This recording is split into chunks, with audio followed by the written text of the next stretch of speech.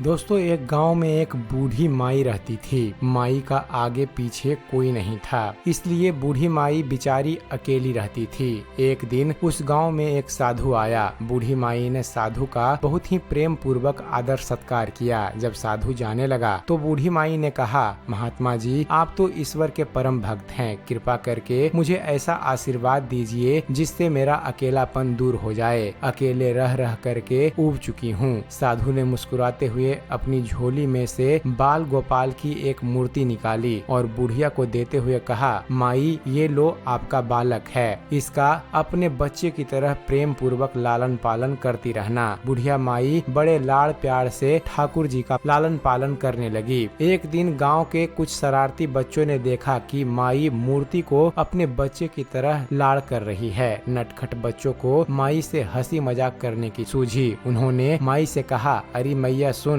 आज गांव में जंगल से एक भेड़िया घुस आया है जो छोटे बच्चे को उठाकर ले जाता है और मारकर खा जाता है। तू अपने लाल का ख्याल रखना, कहीं भेड़िया इसे उठाकर ले न जाए। बुढ़िया माई ने अपने बाल गोपाल को उसी समय कुटिया में विराजमान किया और स्वयं लाठी अर्थात छड़ी देकर दरवाजे पर पहरा लगाने के लिए बैठ गई। अपने लाल को भेड़िए से बचाने के लिए बुढ़िया माई भूखी प्यासी दरवाजे पर पहरा देती रही। पहरा देते देते एक दिन बीता, फिर दूसरा, तीसरा, चौथा और पांचवा दिन बीत गया। बुढ़िया माई 5 दिन और 5 रात लगातार बगैर पल के झपकाए भेड़िए से अपने बाल गोपाल की रक्षा करने के लिए पहरा देती रही। उस भोली भाली मैया का यह भाव देखकर ठाकुर जी का हृदय प्रेम से भर गया। अब ठाकुर जी को मैया के प्रेम का प्रत्यक्ष रूप से आस्वादन करने की इच्छा हुई। भगवान बहुत ही सुंदर रूप धारण कर वस्त्राभूषणों से सुसज्जित होकर माई के पास आए। ठाकुर जी के पांव की आहट पाकर माई डर गई कि कहीं दुष्ट भेड़िया तो नहीं आ गया मेरे लाल को उठाने। माई ने लाठी उठाई और भेड़िए को